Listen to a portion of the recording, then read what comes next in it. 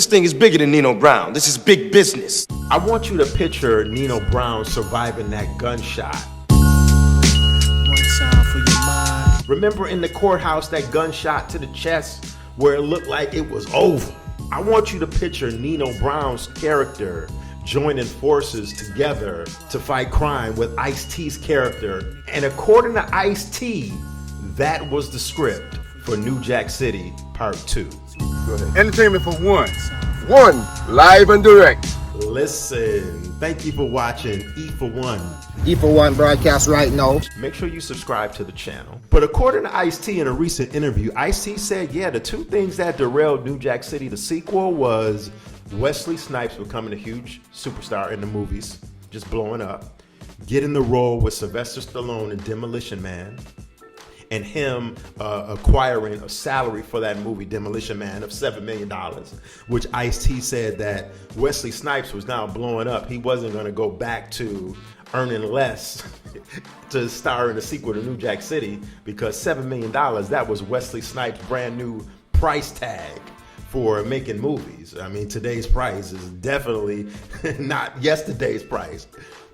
So that was the one thing. Wesley Snipes blew up and got too big for films like, lower budget films, like the street films like New Jack City. Lower budget films, of course, not necessarily because it had a street element to it per se.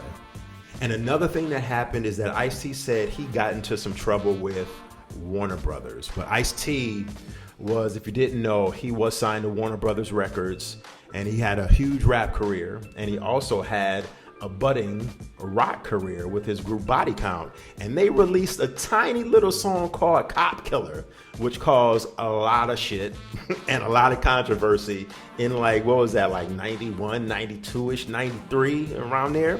And so, and back then that was like, the police was coming after Ice-T from a standpoint of, the fact that he had this song talking about violence toward the police.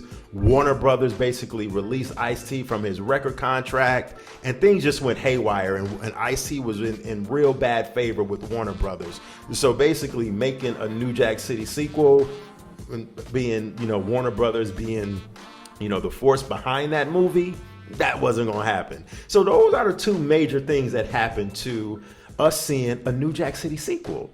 Wesley Snipes blowing up and Ice-T getting in trouble with Warner Brothers Records and being released from Warner Brothers Records, and the whole Warner Brothers establishment. Would you have liked to see a New Jack City sequel? I don't know. Sometimes that's conflicting right there. Sometimes you just need to leave things alone. So I'm glad and thankful. On one hand, number one, we never got a New Jack City reboot. Have you seen the Superfly reboot that came out a couple years ago? Absolutely terrible. Better yet, have you seen the Superfly sequel called Return of the Superfly that came out in the late 80s, or early 90s, like 90, 89, 90? That movie was absolutely terrible. Sometimes it's just best to leave the classics alone. Let me know in the comment section what you think. Thank you for watching the Entertainment for One podcast. I will check y'all later.